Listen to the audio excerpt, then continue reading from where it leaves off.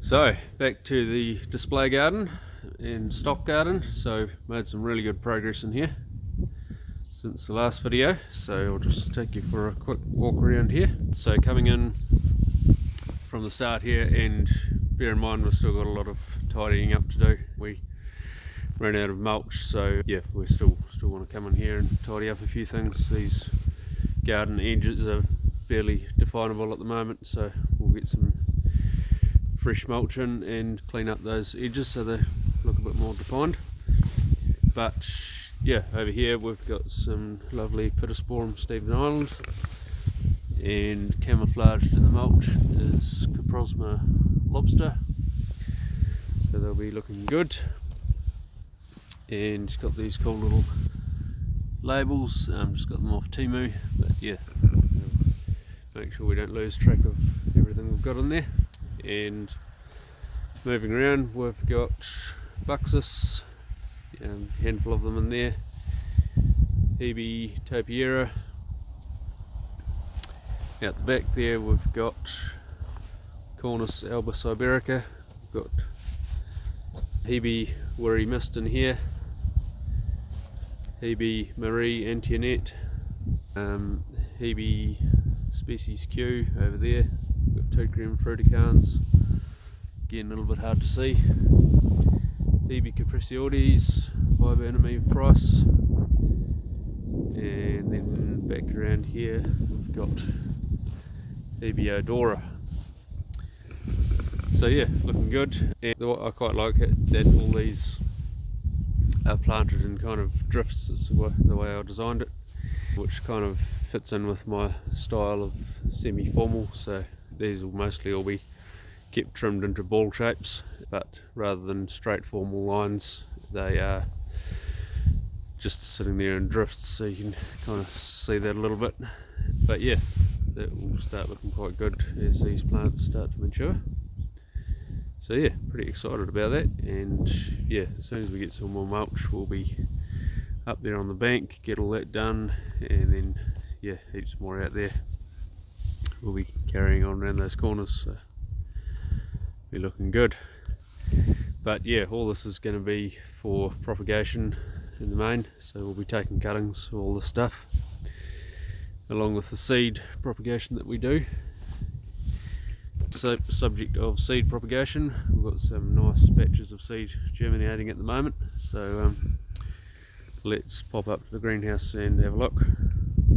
So in our little tunnel house here, through the miracle of time, and not much time at all, we have some lovely seedlings coming through. So in these trays here you can see a really nice green fuzz, which is always a good sign. So we've got some trays of silver tussock there, which are always real quick to germinate, so they're coming up nice and fast. They were sown about 3 weeks ago, so yeah, pretty soon. And over here we have Formium Emerald Gem coming up there. It's a little bit hard to see in the camera, but if you get that up close you can just see it, see the new seedlings there. So there's 4 trays of those there. And then over here we've got Echinacea coming along, again quite hard to see in the camera, but we've got ones there and you can see them dotted around. And then we've got a couple of trays of Nepeta, and you can just see that green fuzz just coming along nicely. So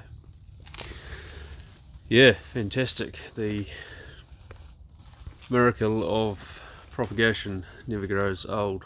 It's always exciting seeing fresh new life popping up, especially at this time of year. And on the next big project here, the crop cover, also pleased to say that the builders have been here this morning and got all these profiles up. So yeah, awesome to see some actual physical work being done here. Make a start on that.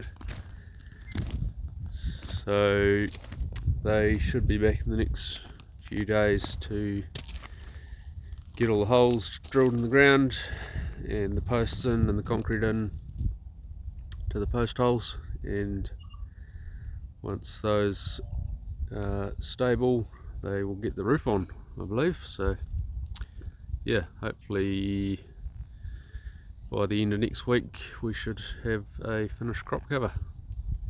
So yeah, pretty exciting. So back in the discipline now, and just thought I'd talk a little bit about mulch and using mulch, etc.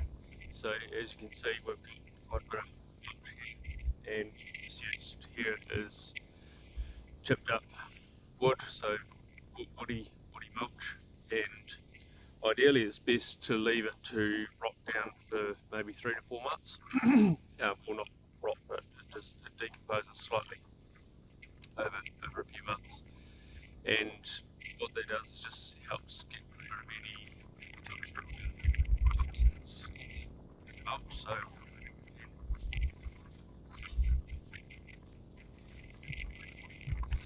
there's hard to see. You can see there's some conifer material in here, and with plants like conifers or poisonous plants like laurels, there can be toxins in the plants, and people do get worried about that. That might cause damage as that rots down, cause damage to the plants that are being planted in them. But the long and short of it is that the amount of toxins in those plants is so minimal, it's going to cause virtually no effect. That might be different if you're planting soft or herbaceous perennials, so you want to be a little careful around them. But yeah, if you leave the mulch to rot down for 3 months, it should be no problem at all. So yeah, and using mulch has so many advantages.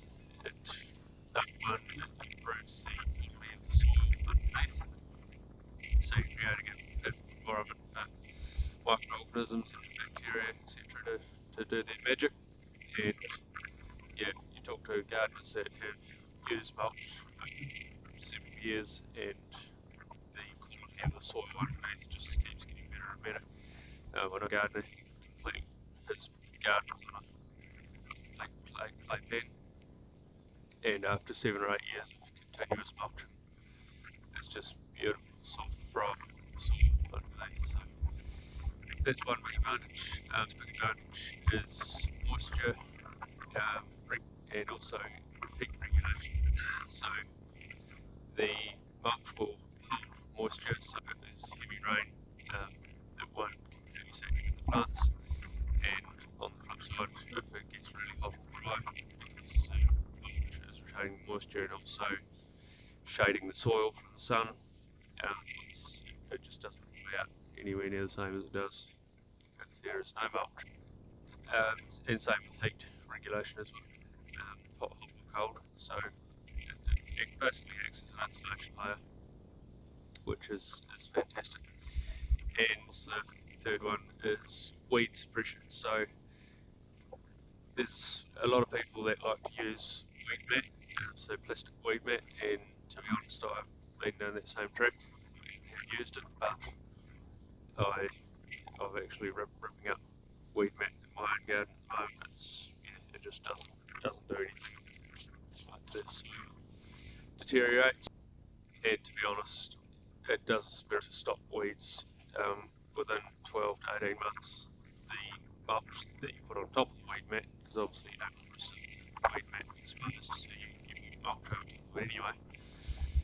And within 12 days, that, because it's decomposing, that forms its own, essentially a soil layer or a layer of medium that weed seeds will land into as they get blown around or dispersed by birds or animals, and they just germinate into that layer, and so you end up having to do weeding anyway, so it actually doesn't save you anything using weed mat. The exception if you want to leave it completely uncovered, sometimes using rocks only can help, but even rocks, they'll still eventually fill up with dirt particles over the years, and you end up with the same issues. So yeah, so just putting mulch down straight onto the soil is a far better solution. And of course, you are still going to get weeds, but they're nice and easy to pull out. And like I say, it's if you have weed mat down, you're going to end up with the same thing anyway. And again, ground covers is a good solution, particularly woody ground covers like, say, Charisma, Aceraceae, Palmera, Tycho, those types of. You basically smother out the light so that any weed seeds that do come in, they will drop down between the leaves of those ground covers and fall onto the bottom, but because there's no light there, they won't germinate. So anyway, so that's it's about using mulch. But that will pretty much do it for this video, guys, and we will see you next week. Cheers.